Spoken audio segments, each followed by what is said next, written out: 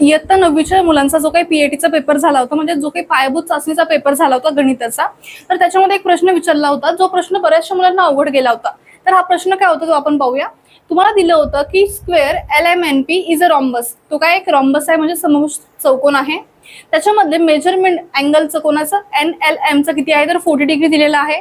आणि तुम्हाला काढायचं आहे काय, तर मेजरमेंट ऑफ MPNचं मेजरमेंट काढायचं आहे. आता रॉम्बस बद्दल तुम्हाला 3 गोष्टी माहित असल्या पाहिजेत. पहिली म्हणजे अपोजिट अँगल हे इक्वल असतात, सारखे असतात. ऍडजस्टंट म्हणजे शेजारील कोण हे सप्लिमेंटरी असतात, म्हणजे 180 असतात. आणि डायगोनल जी आहे तर ती अँगल्सला म्हणजे त्याच्या कोनांना समान भागामध्ये विभागत असते. आता ही डायग्राम तुम्हाला परीक्षेमध्ये दिली होती. तुम्हाला दिलं की अँगल NLM हा आहे 40 अंशाचा. बघा आता NL ह्या डायगोनलने ह्या अँगलला बरोबर 2 भागामध्ये डिवाइड केलेला आहे.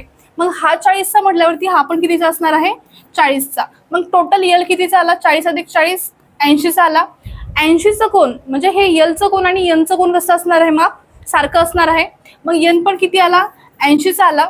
N आणि P हे दोघं एकमेकांना कसे आहेत, ऍडजस्टंट आहेत, एकमेकांच्या शेजारी आहेत. मग ते कसे असतील, सप्लिमेंटरी असतील. त्यांचं बेरीज किती असेल तर 180. मग हा 80चा असेल तर हा किती असणार आहे, 100चा. म्हणजे दोघं मिळून किती होईल ते 180.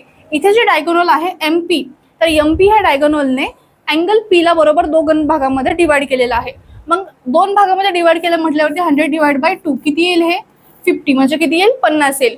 मग अँगल MPN हा आलेला आहे 50 आणि हा पण किती येईल, 50.